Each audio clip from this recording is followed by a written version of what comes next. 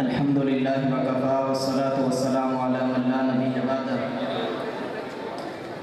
وقال الله تبارك وتعالى في القرآن المجيد والفرقان الحميد: أعوذ بالله السميع العليم من الشيطان الرجيم من همزه ونفخه ونفثه. بسم الله الرحمن الرحيم. يرفع الله الذين آمنوا منكم والذين أوتوا العلم درجات. وقال النبي صلى الله عليه وسلم: إن الله يرفع بهذا الكتاب أقواما ويضع به آخرين. عزیز قابل احترام ساتھیوں، بھائیوں، بزرگوں، پردہ نشین، مکرمات، معززات، ماں اور بہن،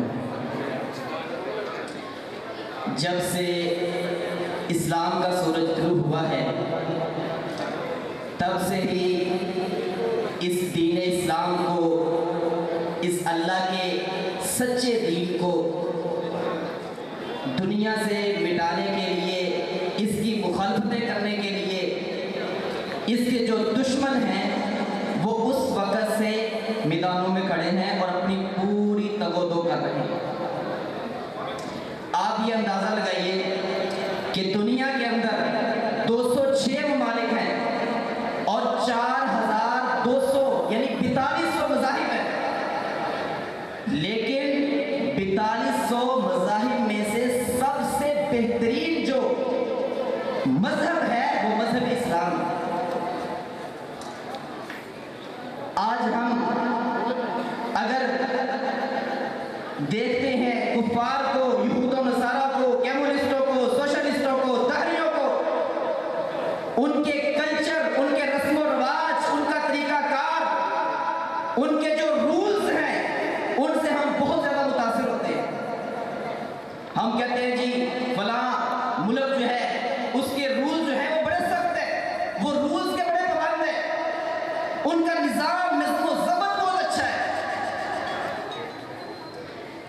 انہوں نے یہ سارے نظم و ضبط جو بنائے ہوئے ہیں وہ ہمارے اسلام سے لیے.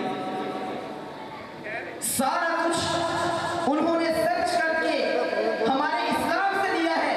جو بھی چیز ان کے پاس اچھی موجود ہے وہ ہمارے دین اسلام سے انہوں نے چنی ہے. اور ہم اپنے دین کو چھوڑ کر کے ان کفار، ان اللہ کے دشمن، ان مسلمانوں کے دشمن، وہ مومنوں کے دشمن، وہ قرآن کے دشمن، وہ نبی مکرم صلی اللہ علیہ وسلم کے دشمن، ہم ان کے طریقوں کو، ان کے رسم و رواج کو اپنے معاشرے کے اندر، اپنی سٹی کے اندر، اپنے علاقے کے اندر، اپنے ملک کے اندر رائج کرنے کو، اس پر عمل کرنے کو ہم بڑی سعادت سمجھتے ہیں.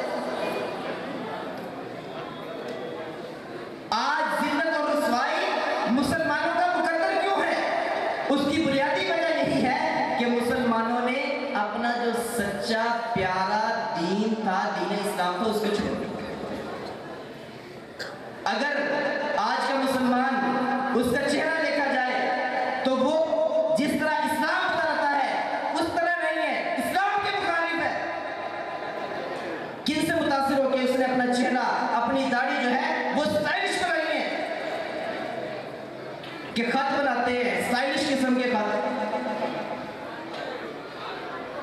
اور جو دین پڑھنے والے ہیں، دین پر عمل کرنے والے ہیں، دین سمجھنے، سیکھنے، سکھانے، حاصل کرنے، حاصل کروانے والے ہیں، ان پر باتیں کرتے ہیں اور ان کو معاشرے کے اندر حقیر سمجھا جاتا ہے.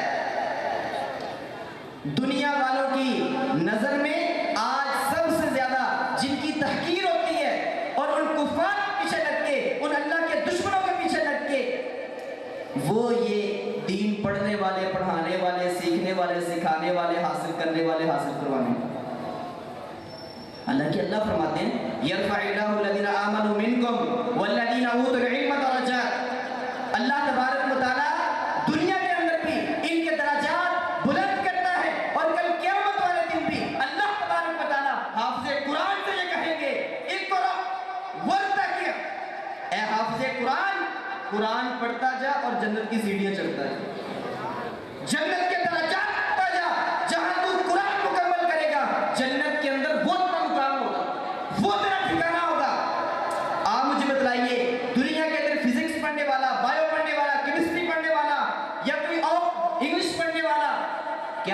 کے لیے بھی پروردگار نے یہ پروٹوکول رکھا ہے. اللہ کے نبی محمد رسول اللہ صلی اللہ علیہ وسلم فرماتے ہیں ان اللہ یرفع بهذا الكتاب اقواما ویذر به آخرین.